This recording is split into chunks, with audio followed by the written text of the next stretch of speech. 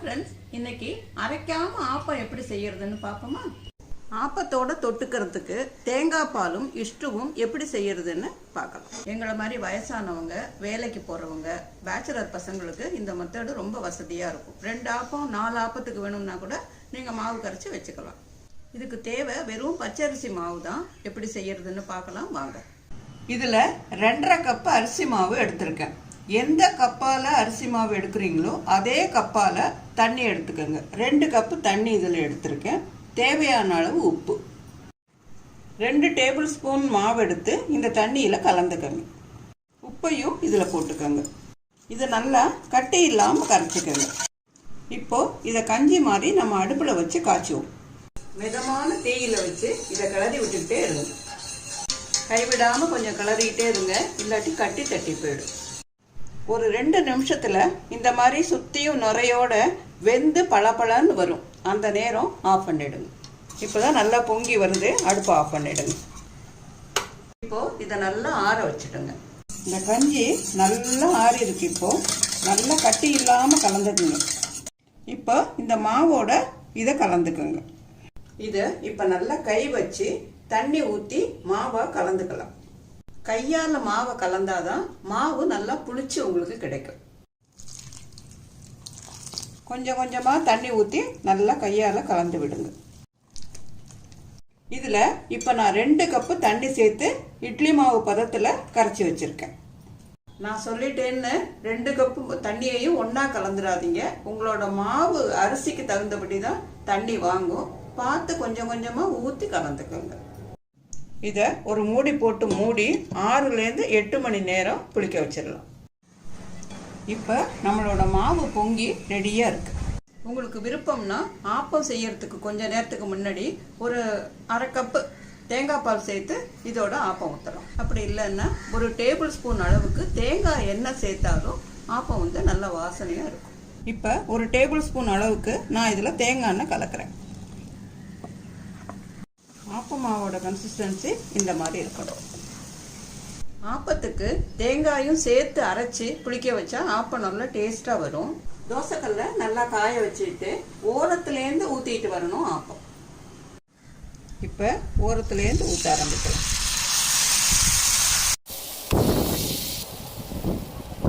மூடி வச்சு வேக வைங்க. 1 நிமிஷம் கழிச்சு திறந்து பாருங்க. ஆப்பம் திருப்பி போட வேண்டிய அவசியம் இல்லை. அந்த ஓரமெல்லாம் எழும்பி வரும்போது எடுத்துடலாம். ஆப்பத்துக்கு எண்ணெயே தேவையில்லை. ஓரத்துலேருந்து ஊற்ற ஆரம்பித்து நடுமையத்தில் மட்டும் கொஞ்சம் கனமாக ஊற்றிடுங்க.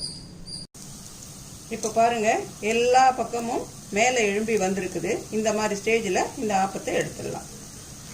இங்கே பாருங்க.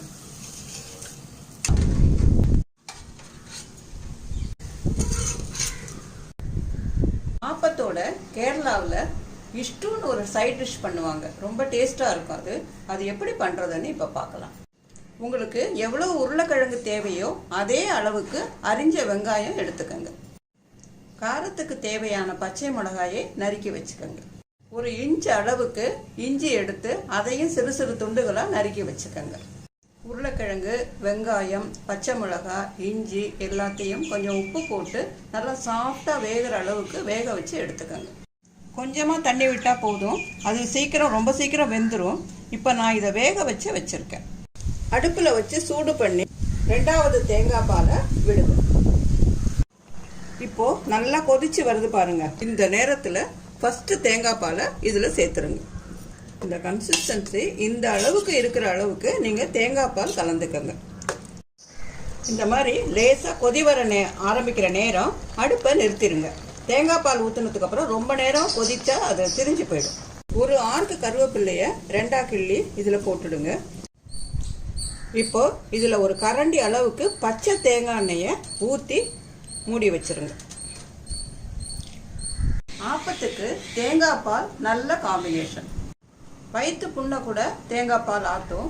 வாரம் ஒரு முறை கூட நீங்கள் இதை சேர்த்துக்கலாம். தேங்காய் பால் செய்யறது ரொம்ப ஈஸி. மிக்சியில் போட்டு அரைச்சு நல்லா வடிகட்டி பால் எடுக்கலாம். பால் நல்லா திக்காக எடுத்து வச்சுக்கோங்க. அடுத்தது இன்னும் கொஞ்சம் தண்ணி ஊற்றி அரைச்சி 2வது பால் எடுத்து வச்சுக்கோங்க. அவசரத்துக்கு மிக்சியில் அரைக்க நேரம் இல்லைன்னா தேங்காய் பூவை இந்த மாதிரி ஒரு பாத்திரத்தில் போட்டு கொஞ்சம் வெந்நீர் வச்சு ஊற்றி ஒரு 5 நிமிஷம் ஊற வச்சுட்டு நல்லா பிழிஞ்சு எடுக்கலாம். இந்த அளவுக்கு தண்ணி கொதி வந்தால் போதும். இதுக்கு இப்போ அரை மூடி தேங்காய் திருகி வச்சுருக்கேன். ஒரு அரை கப்பு அளவுக்கு இதில் தண்ணி விட்டுக்கலாம். இப்போது சூடு நல்லா ஆறிட்டுது. கையில் நல்லா பிசைஞ்சு விட்டு இப்படி புழிஞ்சாலே பால் வருது பாருங்கள். வடிகட்டியை போட்டு பாலை பிழிஞ்சு எடுத்துடலாம். இந்த ஃபஸ்ட்டு தேங்காய் பாலை எடுத்து தனியாக வச்சுக்கலாம். இந்த பாக்கி இருக்கிற தேங்காயில் இன்னும் கொஞ்சம் தண்ணி ஊற்றி பிழிஞ்சு 2வது பால் எடுத்துக்கலாம். நம்மளோட ஃபஸ்ட்டு தேங்காய் பாலும் 2வது தேங்காய் பாலும் ரெடி. தேங்காய் பாலை எடுத்த உடனே யூஸ் பண்ணிடுங்க. கொஞ்சம் நேரம் கழித்து யூஸ் பண்ணுற மாதிரி இருந்ததுன்னா எடுத்து ஃப்ரிட்ஜில் வச்சுருங்க, இல்லாட்டி புளிச்சு போய்டுவாங்க. இப்போது நம்ம எடுத்த ஃபஸ்ட்டு தேங்காய் பால் 2வது தேங்காய் பால் ரெண்டுத்தையும் ஒன்றா கலந்து நான் வச்சுருக்கேன். தேவையான வெல்லம் எடுத்து வச்சுக்கோங்க. இதில் போட்டு கூட வடிகட்டிக்கலாம், இல்லை வடிகட்டியும் நீங்கள் இந்த மாதிரி எடுத்து வச்சு அதுக்கப்புறம் கலந்துக்கலாம். இதோட அவங்கவுங்க விருப்பத்துக்கு ஏற்றபடி இந்த வெல்லத்தை நீங்கள் அட்ஜஸ்ட் பண்ணிக்கலாம்.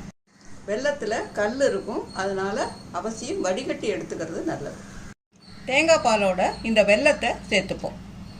சிட்டிகை ஏலக்காய் பொடி சேர்த்துக்கோங்க. எல்லாத்தையும் சேர்த்து ஒன்றா கலந்தா நம்மளோட தேங்காய் பால் ரெடி.